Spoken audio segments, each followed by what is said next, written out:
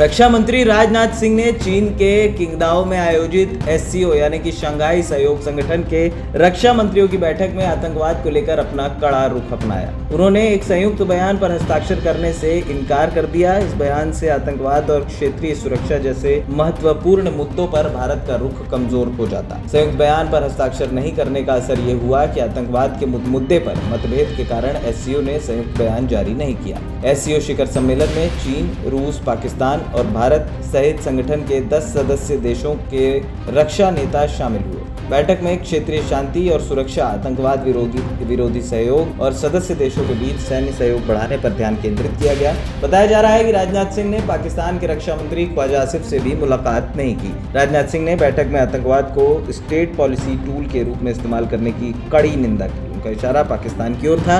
उन्होंने हाल ही में हुए पहलगाम हमले जैसी आतंकी घटनाओं का जिक्र किया। इन हमलों में लश्कर-ए-तैयबा का हाथ था, जो पाकिस्तान स्थित एक आतंकी समूह है। राजनाथ सिंह ने कहा कि आतंकवाद का मुकाबला करने में कोई सहनशीलता या दोहरा मापदंड नहीं होगा।